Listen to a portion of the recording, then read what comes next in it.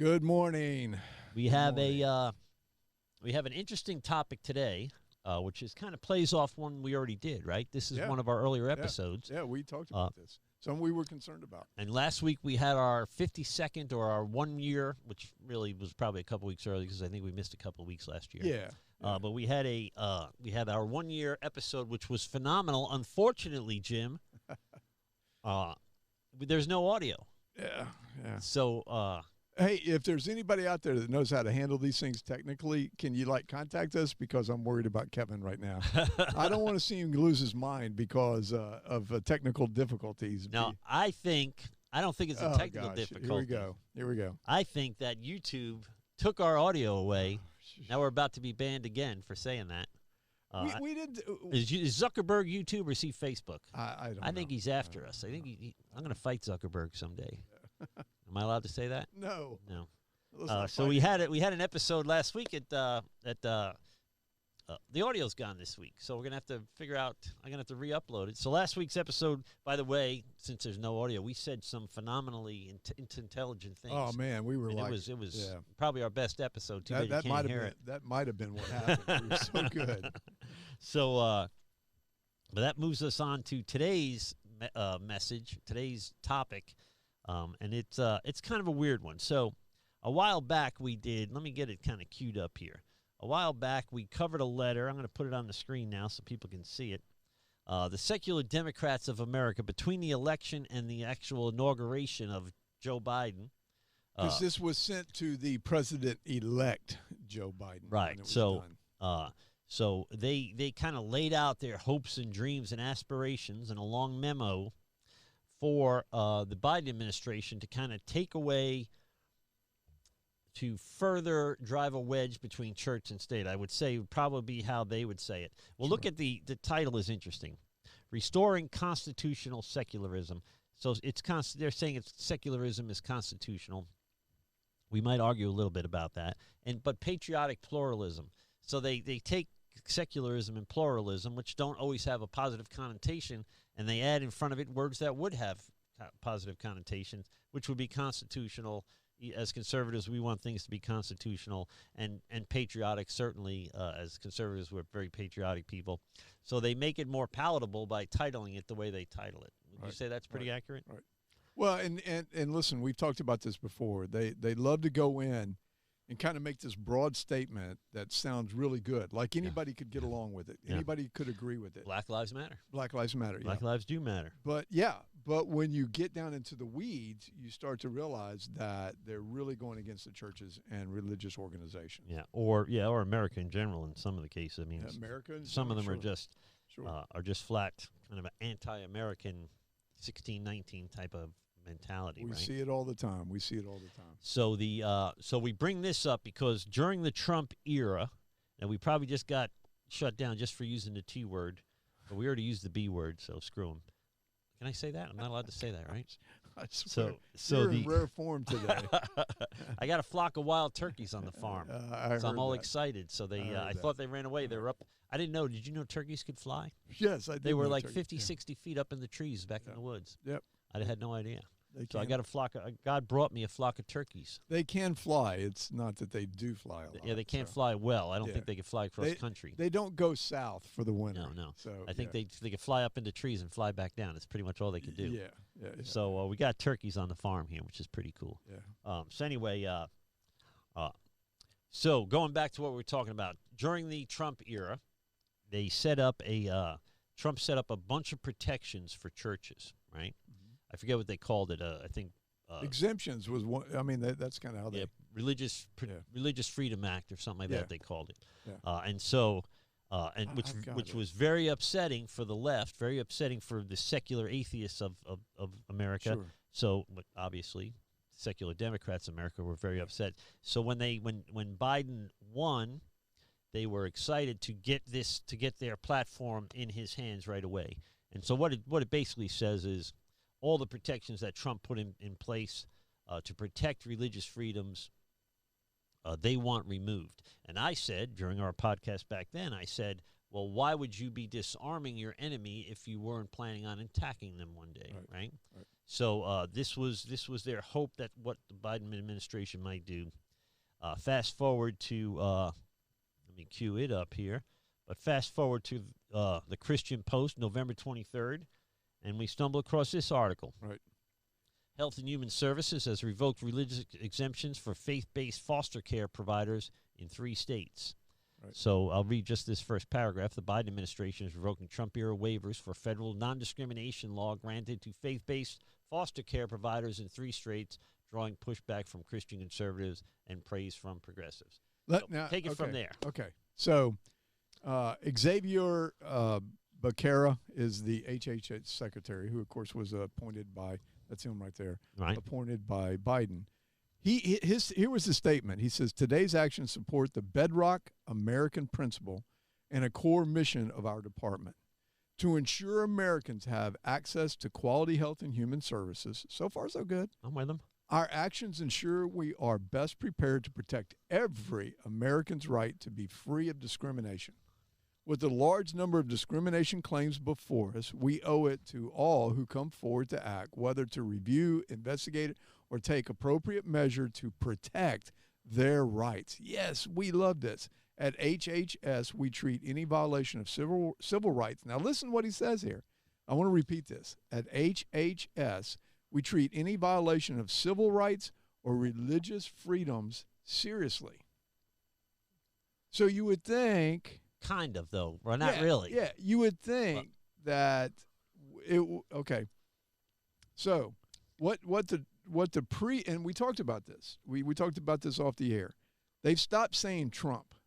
They've stopped saying Trump. If you listen to them now, they start saying the prior administration. Yeah. They don't want his name out here. It's like they don't want the algorithm to knock them off like we just did 5 minutes ago. Yeah, because if you go out here, and I was looking through this document, and I don't find his name anywhere in here.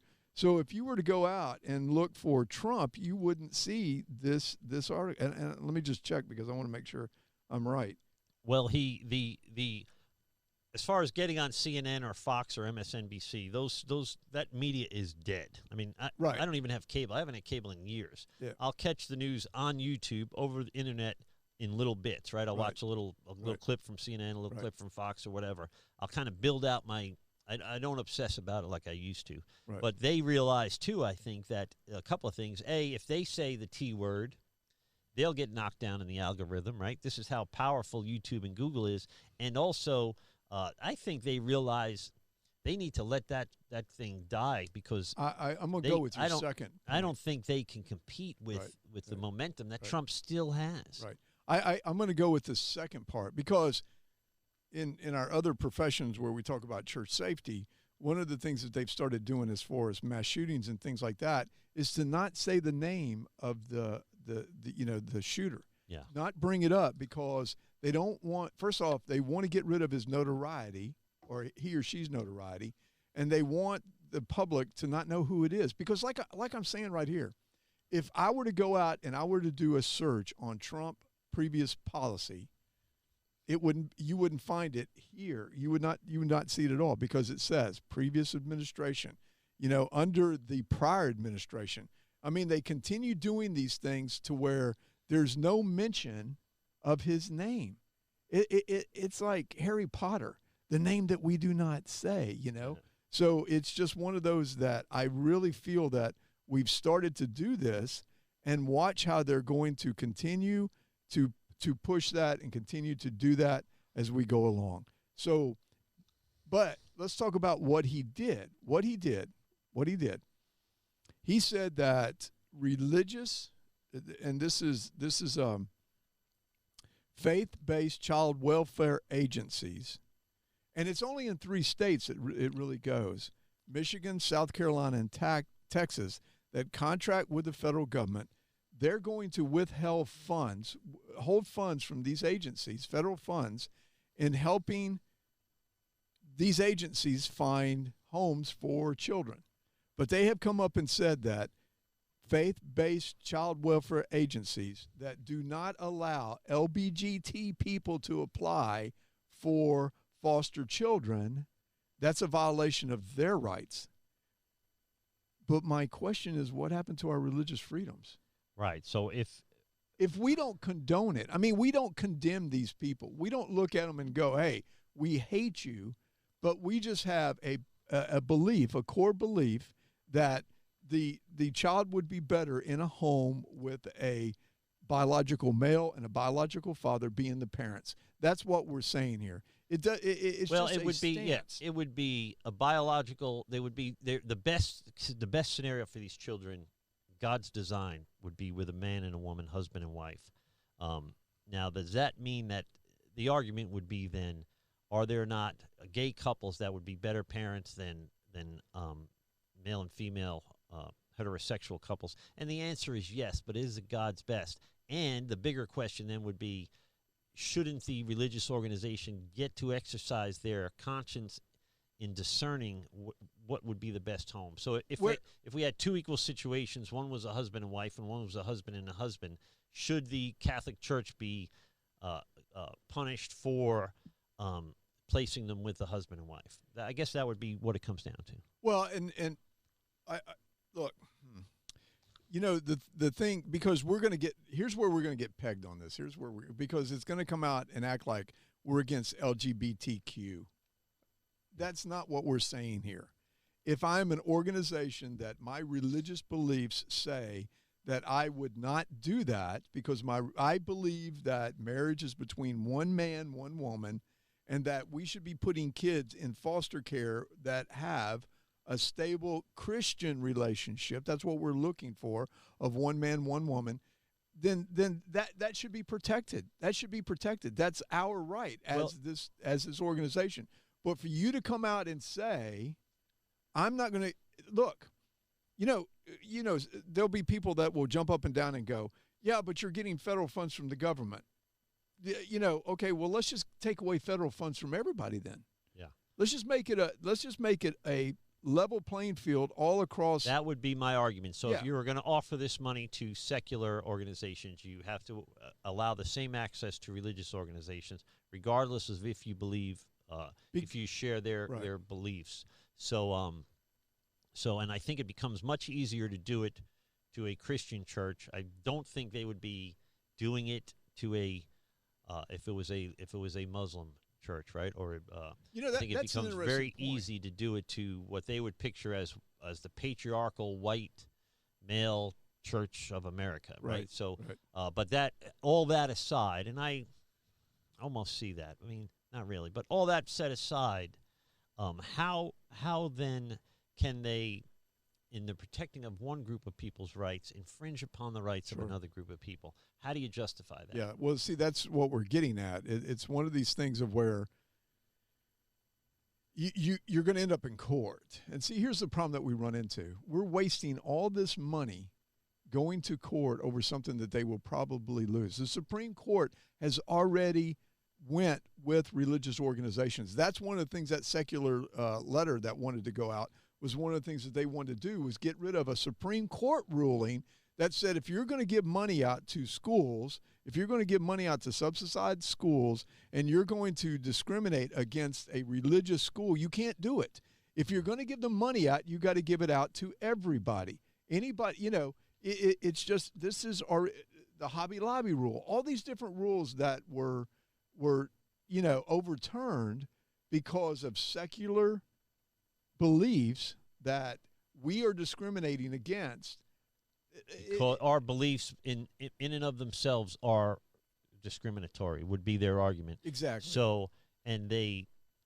But in not having a level playing field, is the government, the HHS in this case, then being discriminatory? So yes, when they were shutting down churches, and we shut our church for 5 months in the beginning, when they were shutting down churches for COVID, I said publicly that I'm okay with it so long as they are applying these restrictions evenly to the religious and to the non-religious, right? Right. And what we found more, bars and topless bars and these types of things were allowed to be open, but churches still had to be closed.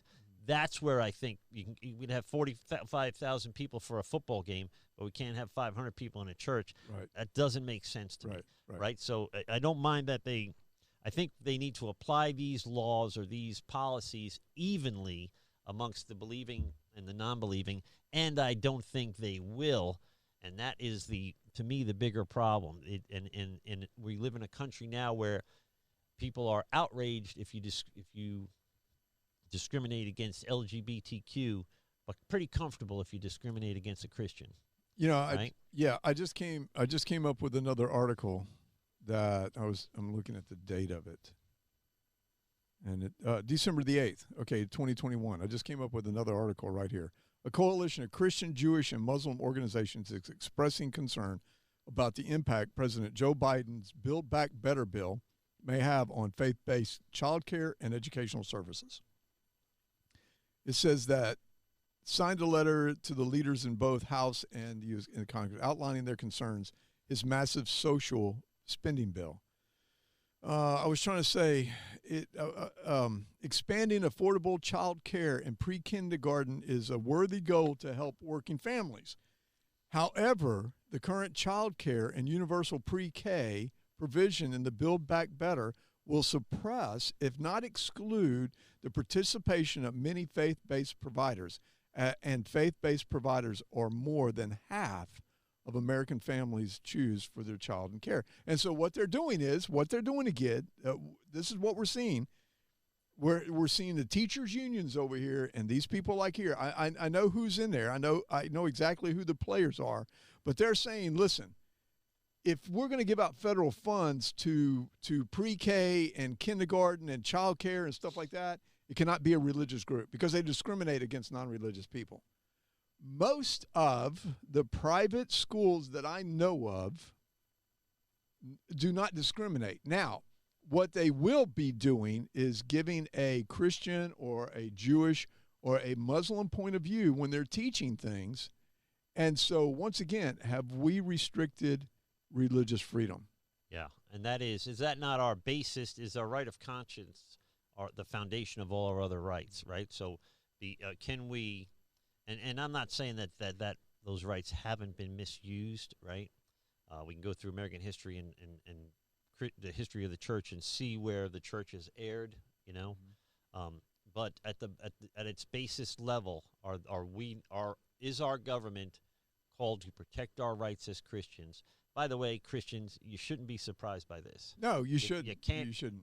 They made it very clear right. what they believed when right. when a lot of Christians voted for this guy, right, and for these policies. So he might have been pretending to be a centrist, but the voice of the left of the Democrat Party mm-hmm. is wildly left. The power of mm-hmm. the power base of that party is wildly left, wildly anti-religion, mm-hmm. Certainly anti-Christian, right? So you can't be surprised that this was coming. Elections have consequences, as they say, and this is yep. the consequence of. Yep. We talked about it before we went on the air. This is the consequence. We should do a show on this. This is the consequence of wanting a secular America, wanting a godless America. Mm-hmm. There has to be a proper. America was founded on Judeo-Christian values, right? And thrived because of those Judeo-Christian values. And now we're trying to live without those values, and we're seeing people running in all sorts of directions. It's essentially ideological anarchy out there, and so you have to have had expected this, mm-hmm. and so we need to then, as Christians, we need to be prepared to voice unpopular opinions on this on these topics. Well, I mean, if you can do so with love and respect, I mean, you can't be a jerk about it. But we haven't pointed the finger at anybody and called anybody names like we see all the time. When right now. Okay, let me give you an example of what we're talking about right now. If there was an LGBTQ plus, what the letters are now, if they were sitting watching this right now, they would call us homophobic. Yeah. I mean, they would label us as homophobic, but we're not. What we're trying to do here is show what true discrimination is, which is discrimination against religious beliefs.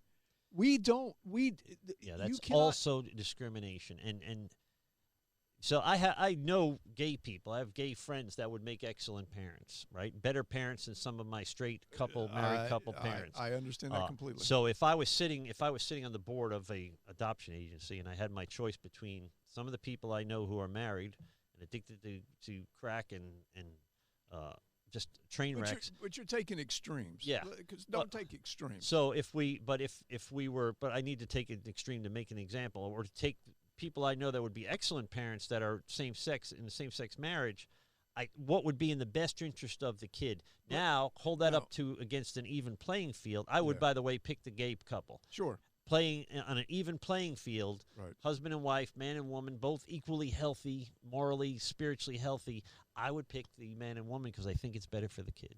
But I don't think you can take that type of saying this couple over here who's on crack, because we have LGBTQ over here that are on crack. Oh yeah, but I'm taking. I was setting up the largest contrast I could possibly make. Well, that's a large contrast because what we have to do is these religious groups that are going out and looking for foster homes are doing their due diligence in looking at these. And listen, I know a slew of Christians who are foster parents, and I'm telling you, there's scrutiny all the time. And God bless them for what they do, because some of the, like you bring this child in, and you have them for maybe 6 months before they go to another home.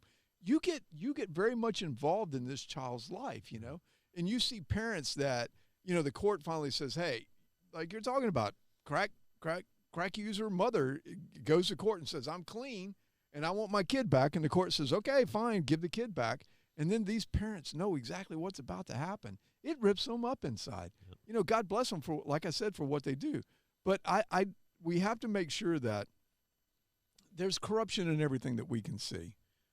But the courts will give a child back to a parent that they have gone through the program, that they say, we're clean, we're better, we're all this stuff like this. When you know.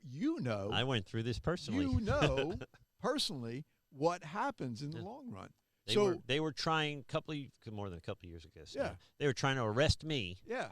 And forced me to turn my son over to somebody that I knew was a criminal and a prostitute and a drug addict.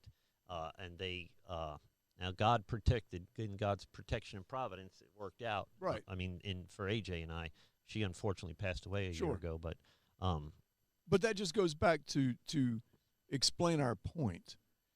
We have Christian people out here looking at it from a Christian point of view, and they're trying to do the best for the child that comes in. But yet we, the government, are going to tell them who they can and cannot give their children to. Yeah. That to me, once again, it's just prejudice against religious organizations that say, listen, we're not competing against this group over here that may be a secular group that's doing child care stuff. We're not competing with them at all. All we're doing is we're just giving it a different point of view. And it goes back to the schools. Let's say the schools. That I absolutely agree with. So you're absolutely right. Let's go back to the schools. Schools do, look, schools really don't compete against each other as much as we think, oh, they're going over to that school instead of us. Parents just have a choice. Charter schools compete for dollars. But my kids both go, by the way, one of my kids go to a charter school. One goes to a kind of a public school, but you have to qualify to get into high school. And listen, when you say compete against the dollars, that's really not even fair either, because then I'm going to say why.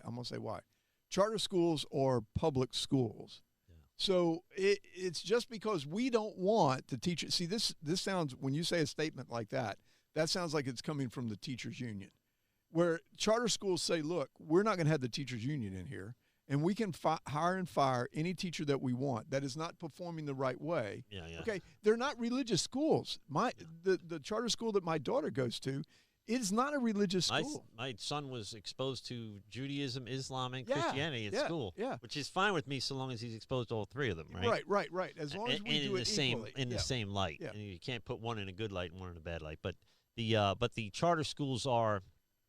The big plus, I think, is that they are not tethered to the union. Yes. I'm a union guy, by the way, or I've always been, except that I think they've gone too far in a lot of ways.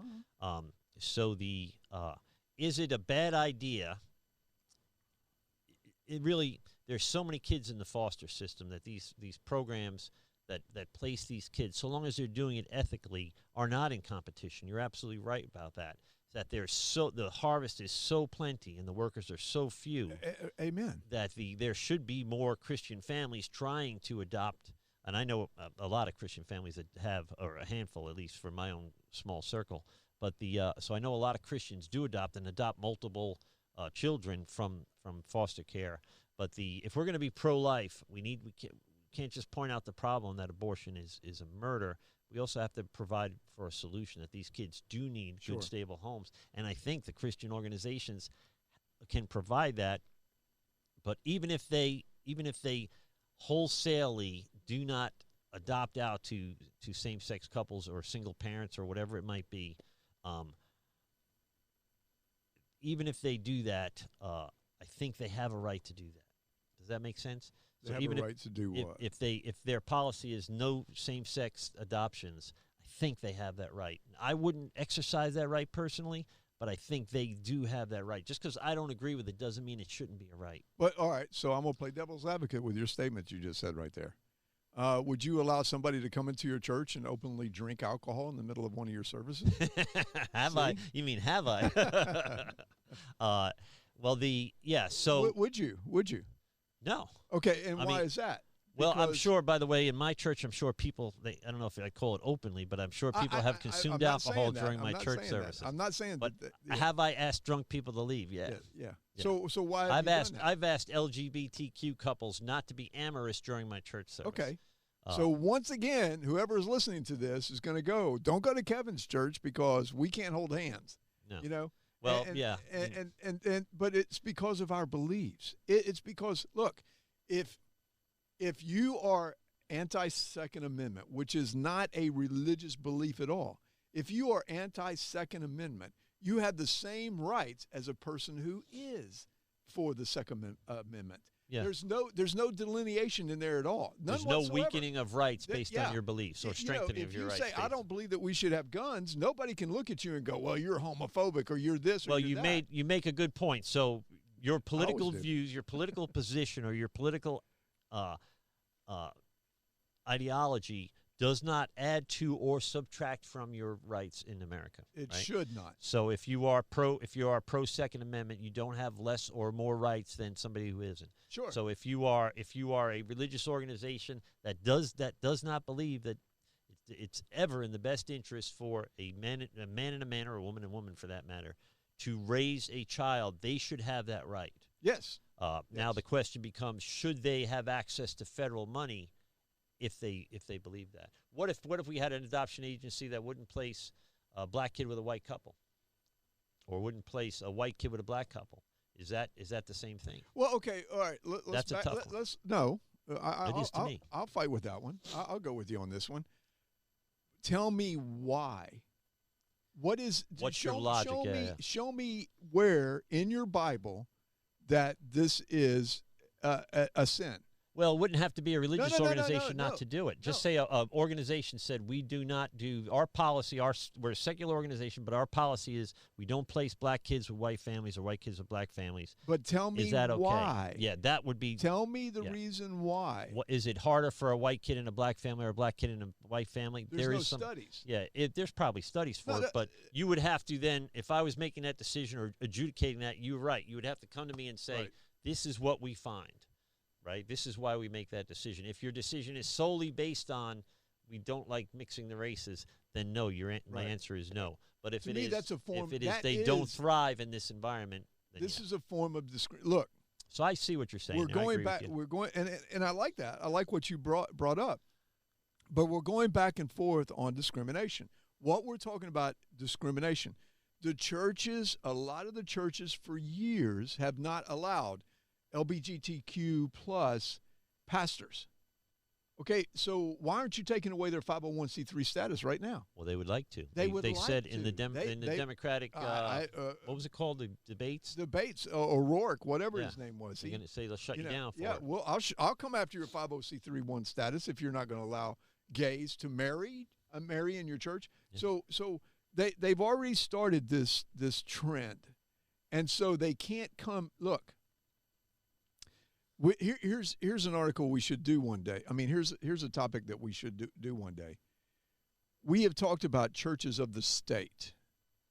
And if we did some research to find out which churches were giving to different political parties. Now, you're not supposed to support anybody, but, you know, George Soros never comes out and completely gives money to a person that says this check is written by George Soros' organization.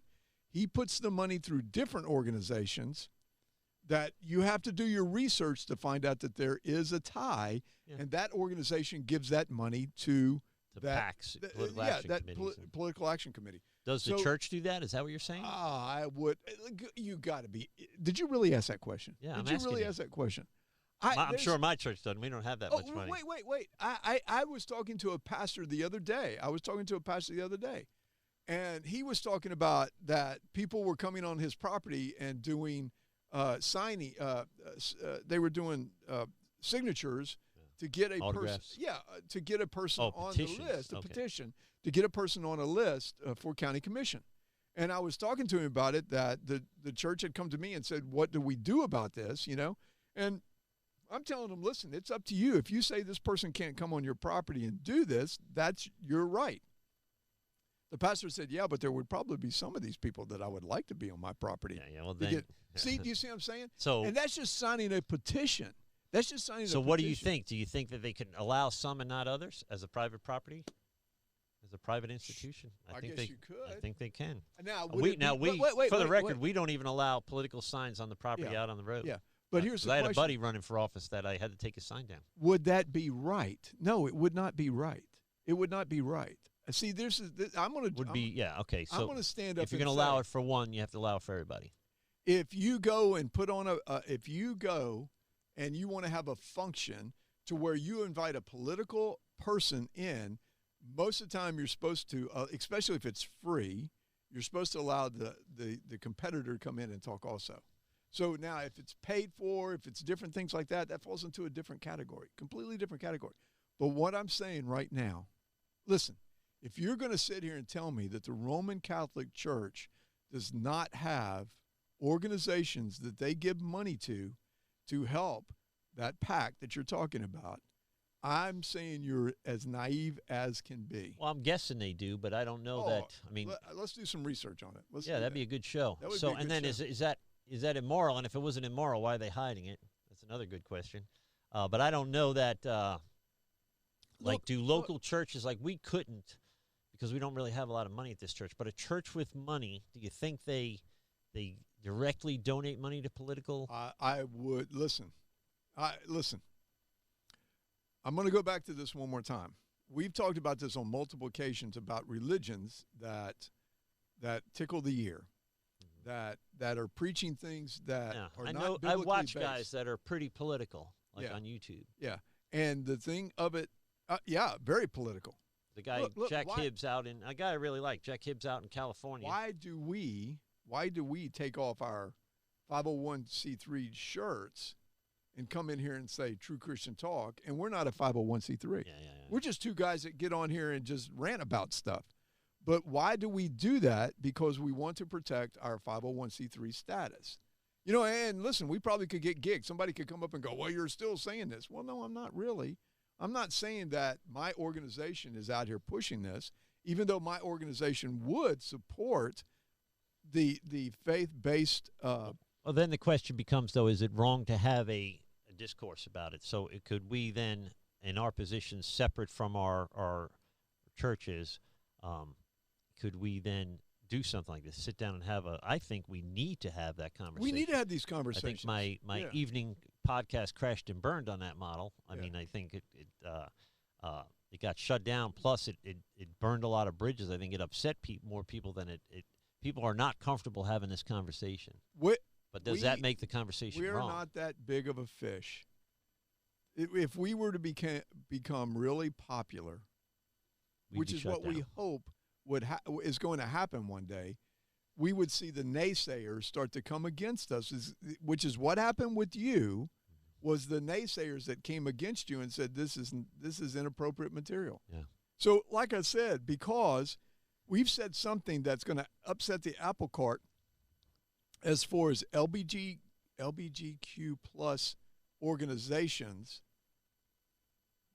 we may be we're in the second half of our conversation here. So our new model, if you didn't see last week, and now last week has lost its audio, is we're kind of looking at this in a timeline, end times type of where we might be. What season are we in, at least? Not knowing the hour, the day of the hour, but we're supposed to be able to know the season. And I think, and I've always thought that we're not in the end times. I thought it was always crazy to kind of think that way, but I'm beginning to think that way because of certain things. But we look at it now. What advice do we give Christians, both inside and outside of the church? So do Christians need to be super careful, more careful when they vote? Do they need to be not a one issue voter? In other words, they even if they are in the LGBTQ community, should they be voting for the good of the country or the good of their demographic? There's a lot of things that Christians need to really wrap their heads around. Christians need to plug back into this process. Mm-hmm. And so if you're pro-life and the pro-life candidate happens to be not in the best interest of your country, what do you do, right? So even though they're pro-life, they might be anti-free speech. What do you do about that? Well, I have a couple of things to say on that, okay? I think we truly, my personal opinion, I may be shot down by some of these organizations that would come to me and say, you don't understand what's going on. But I don't think we should be taking federal money. I'm gonna be flat up and honest. I think that if you're a true 501c3, because I have friends of mine that are 501c3s that I don't think take a lot of federal money. And I could be wrong. I need to go back and check. I'll call the guy when I'm leaving here today. But he's a 501c3, that he's a pregnancy center. And I would be curious if he takes any money instead of relying on God and those out here that support their cause. Good point. And getting their money. Because when we start, listen, anytime we start to take donations from anybody, we start to follow some of the things that they want us to do. Yeah. That's just human nature. Yeah, there is. So if we're going to sleep with the enemy, because listen, I don't think that the secular side or the liberal side they would love to see the church. We're the fly in the ointment. They would love to see religious people just completely disappear. You know, I have a good friend of mine that he talks about the rapture, and he always talks about the rapture. I mean, when we talk about the rapture, he says, listen, the secular world can't wait till we go away. Because now their agenda, they can do it full steam ahead without any opposition at all. Right now, we are the ones that stand in the way. We're the ones standing up here screaming on the mountaintop. People pay attention to what the federal government is saying to you. People pay attention to when somebody comes out and says, we're going to fight against discrimination. Woohoo, yay, great, fantastic. But then they say, and we're going to take away money from 501c3 religious-based organizations because they discriminate against. Yeah. So, listen, if we're not out here doing this, if we're not out here standing between them and letting it happen, they'll be tickled pink without us being here. Well, that's a pre-trib biblical view. I thought I'd throw it out there for you. So I happen to be post-trib, so I think we're here for the bad stuff too. See, I kind of disagree. But I think that if after the rapture, the secular world is going to have an even bigger problem, because a lot of people that are neither hot nor cold are going to say millions and billions of people are gone. There is something to this. I think a lot of people are going to come to faith after the rapture. What do you do about those people? Well, but see, that if you listen to David Jeremiah, he will tell you he's pre-trib. So in other words, when the rapture happens, the Christians will be taken away. But he says that when Christ does come back after the 7 years, because they talk about the 7 years, that there will be people who are saved, who have, like you said, woke up. You know, I didn't watch the series. I didn't read the book, but Left Behind. I watched the movies. I don't really remember them. But I remember one of the things that just caught my eye was he was a priest. Now, I don't know what religion he was. I don't know if he was Catholic or Episcopal or what. He was called Father. He got left on the planet. You know, it's like he wakes up one day and all these people are gone. That's in the first one, yeah. Yeah, and he's left on the planet. So what does he do? He doesn't he kind of like goes in and says, "Oh my gosh, I repent." Yeah. I repent because I didn't truly Well, I think believe." a lot of people are going to repent. I think the 144,000, 12,000 from each of the 12 tribes are going to be evangelists that are going to evangelize a lot of Judaism that still hasn't embraced Christ. Will at that point, but we can have a pre-trib, mid-trib show, but to me, it would have to be at least mid-trib to make sense to me. But we can unpack. That's a whole nother show. Yeah, We don't want to go down. But it would have to be at least mid-trib or post-trib, as far as I can figure. But even if you want to put it that we are mid-trib, even if you want to put it, there's still Christians that are going to stand here and not take the mark of the beast. Yeah. There's still Christians that are going to go against what is happening here and warn people about what is about to happen. You're going to see, as like you said, say, for instance, we're still here. We're supposed to see this Middle East peace. We're nowhere near that yet, folks. I'm just hate to say this. You know, we're not near there. I mean, we're not. The Abraham thing that everybody talked about has been put on hold. They're not even talking about it anymore. Go out and find the last time that you heard about the Abraham Treaty. Go look and see where it is at right now, because Iran is ready to go against Israel if they're given the opportunity. Well, they're by the way already in a war. Sure. By proxy at least, but sure. They're sabotaging each other. They're bombing each other's ships. Sure. It just doesn't make our news, but it's going on every day. It's going on. But I just, like I said, we have to have the 7 years. I mean, the well, I think things have to get. This is the scary part. Things have to get so bad first, right, that the church would accept a one world religion, and that America and the governments would accept a one world government, and that the rich people would, the billionaires, I mean, the Bilderberg groups or whatever they're called, they would have to accept a one world or be in charge of a one world economy. Okay, wait, things have to get that bad first. Wait. You said it. They would have to be in charge. Yeah. Not accept. They would have to be in charge. Yeah, but how? It's already started. All those billionaires to agree. It's already started. But yeah, you'd have to fold in. I mean, that's not the only money in the world. You've got Saudi Arabia. You've got countries with huge. The Catholic Church, single richest institution in the world. They would have to get in. The Catholic Church is gone. This is the last pope. Now you sound like me. What do you mean? I hear the Pope is sick, by the way. Yeah, did you see that? I mean, that's what they've said. This is the last pope. So the Catholic Church is gone. And here's the reason why I say this. Okay, just here. Now, this sounds crazier than something I would say. And I say a lot of crazy things. When I say it is gone, I'm not saying that Catholic churches will disappear, but they will lose the power, the status that they have right now. You're going to see. I do not want to mention names on here. I do not want to mention names. It's too late. We already did. Well, no, we just said the Catholic Church. We also mentioned Biden and Trump. Well, but that's I did. I'm talking about churches. There are churches out here right now that preach that philosophy that scares us to death. You know, it's the prosperity religion. Yeah. And see, to me, rich people can get behind that. And here's exactly what you were talking about a minute ago. See, I'm going down your little rabbit hole right now. You put those religions of prosperity in play, you suck people in, then what do you have? You basically have socialism. Think about it for a second. You have a socialistic thing because they're going to be helping each other out. They're going to be, you come to our church and we're going to be taking care of you, and we're going to be. But the church model, just like the family model, is somewhat socialist. I mean, mom and dad work, but everybody eats, right? Yeah, let's not. So I think socialism works if there's a homogeny. If everybody agrees. But it won't work in a larger sense because not everybody is of the same mindset. That's why Stalin had to get rid of people that weren't of the same mindset. And Mao Zedong, too. Exactly right. Yeah. And like I said, if we're gone, then it might be easier, yeah. That is easier for them to do it. And you will have rich people propping it up because what happens? That's an interesting point. What if all of a sudden we were gone? And, these people who have been preaching this false religion are still here, but they're like, I know y'all are panicked. I know y'all are scared. Come here. We'll take care of you. Oh, yeah.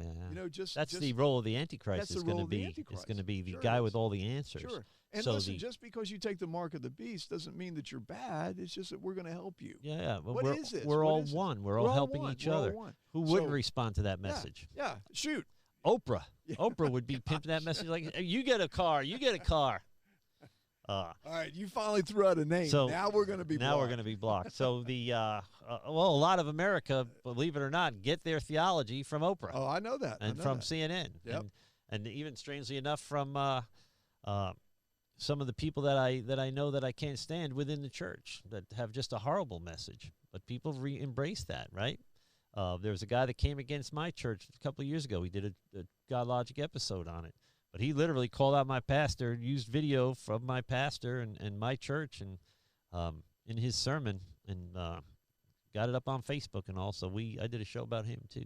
Well, calling people to pray for him. By the way, I remember when that one happened. I do remember that. But I'm just saying that if we give a religion to where anything goes, and you're still saved, I know. Well, then people will flock to it. Oh yeah, it's the coexist thing. Why it seems so nice that we all should be able to coexist. But in this same Christian Post article that we were reading, if you looked on the right side, United Methodist Church pastor relieved of duties after performing as a drag queen in an HBO series. And if you read that article, it's bizarre. Like he was like, well, I don't know why they would not keep me. I don't understand this. It is dig deeper on it. What did I do wrong? I didn't read it, so I don't pull it up. Now I just touched it, so now I'm going to start getting all sorts of drag queen mail. Yeah, don't. I'm going to be on a drag queen list. I can look at it. So United Methodist Church pastor. Well, he comes back and he says, "We are who we are." And of course, it's like not happy with the circumstances that led. I love the church for many reasons. I am committed to helping the NUMC through the challenging changes, but I need your help. Come to New Bern. Anyway. Well, did he quit or was he relieved of duty? He was relieved of his duty, but he went. Apparently, he's gone to another church. So. Because I thought I read where he said he couldn't fulfill has reached a place where he feels he's unable to continue to serve in his parish ministry at present. But that's that. So he didn't just dress up like a woman. He's gender confused somehow. Right. Is that right? Right. Well, we'll pray for him because I pray for everybody that struggles with that. Yeah. I mean, I don't want anybody to have to struggle through these things. So we can wrap it up now, but we kind of wind it down here. We're at the 47-minute mark. We should probably try to get our show down to 45 minutes anyway. I don't think we're going to be a better. Yeah, we talk too much. So we see things like this, and I'd say the first thing I'd tell the church is you can't be surprised. If you're surprised by stuff like this, you're not listening, right? You need to be more engaged.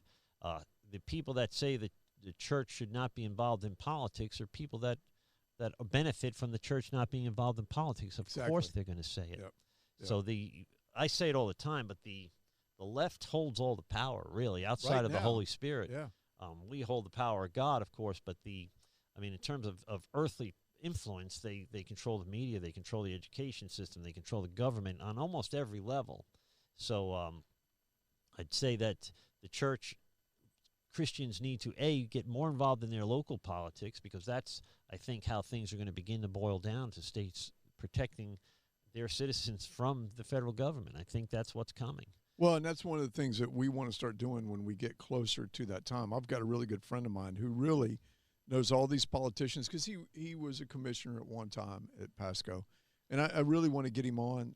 There's a couple of other people that I've been talking to, because local elections mean so much. And will begin to mean more and more, I think, as the federal elections, the national elections are, it's a clown circus. It means it's just, I don't want to curse. Yeah. But it's almost ineffective. It's almost theater, right? Yeah. So we as Christians, we as Americans, by the way, and I say we as Floridians, by the way, we need to really focus on our circle of influence, right? And our circle of friends. So our local governments, our states, are going to be more important to our liberties than our federal government.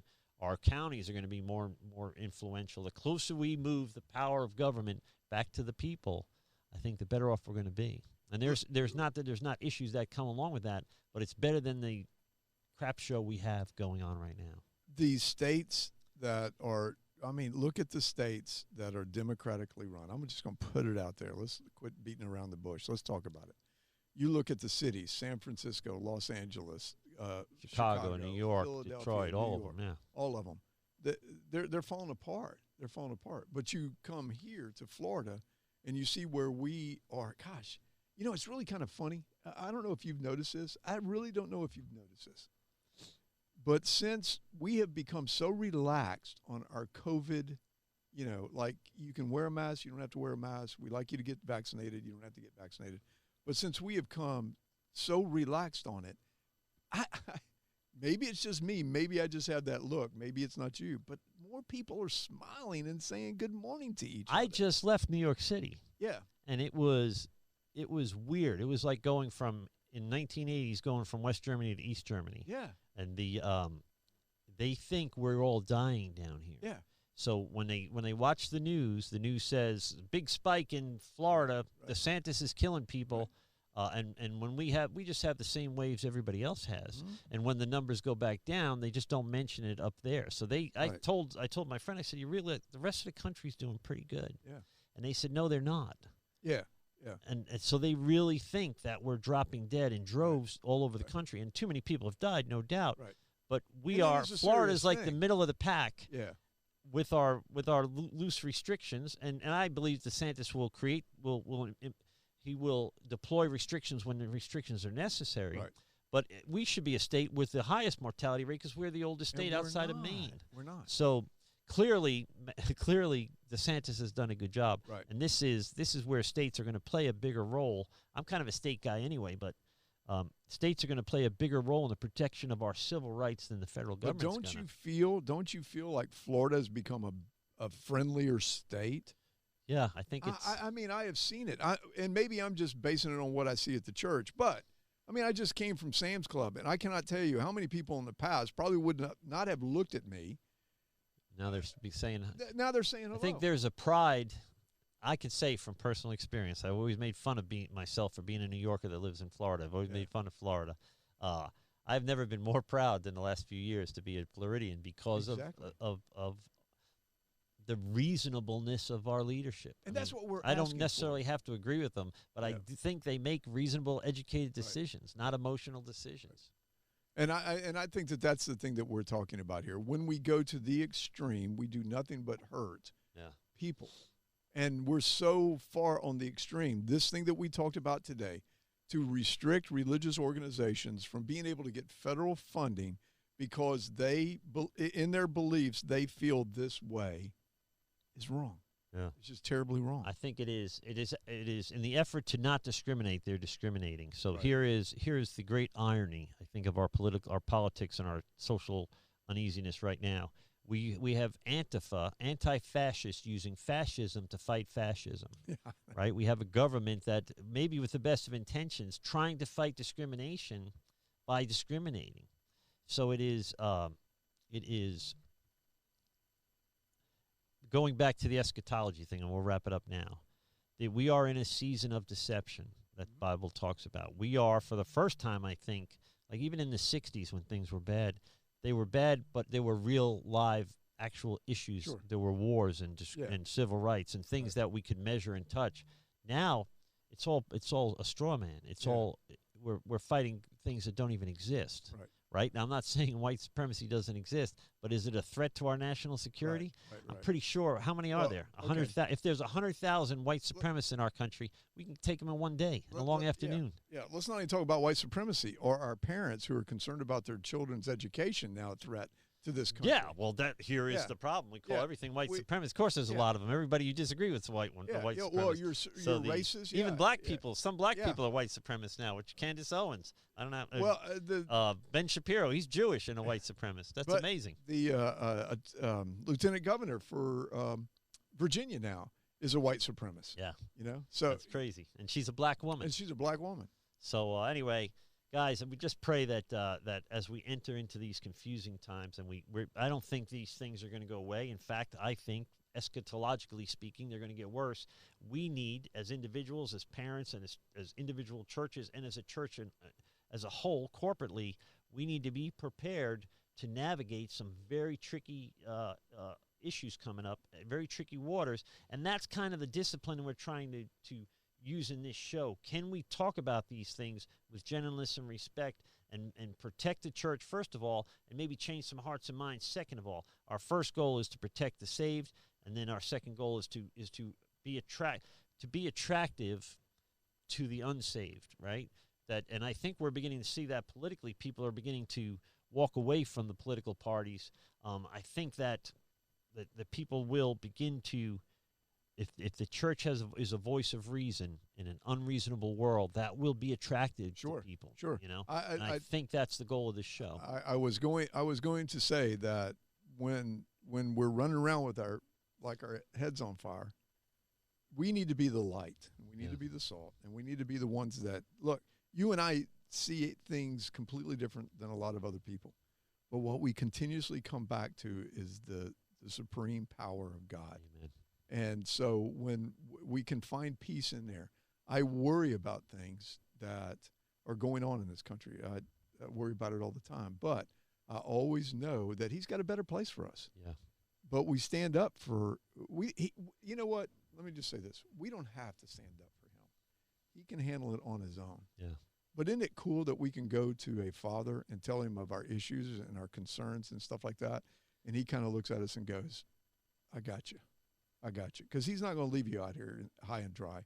It's not going to be one of these things where your church may turn against you one day and, all of a sudden you're left out by yourself. You're never left by yourself.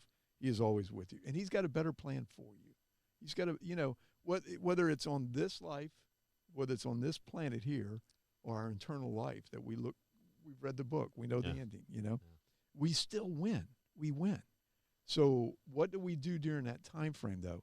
Do we stand up for Him, or do we cower to a government right now that is wanting to go against Christianity? Yeah. We can't let it happen. We can't.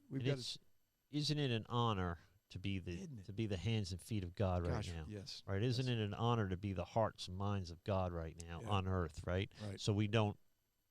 It's an honor. It's a privilege to be on this side of history, as they say. Right. Exactly. So and we need to be reminded of that, because it's so easy to go back to being earthly and physical when the supernatural is really in control, right? But we are, all we can understand, touch, smell, taste is the natural, right? But we do, as Christians, have the Imago Dei, or everybody, I would say, has that, but we have the anointing of the Holy Spirit that constantly draws us towards that light and to be that light, and recognizing the honor it is to be a light in a dark world. It's going to suck, but it's an honor to be that. I will say that during these times of tribulations, the brotherhood that I hang around with has never been stronger. Yeah.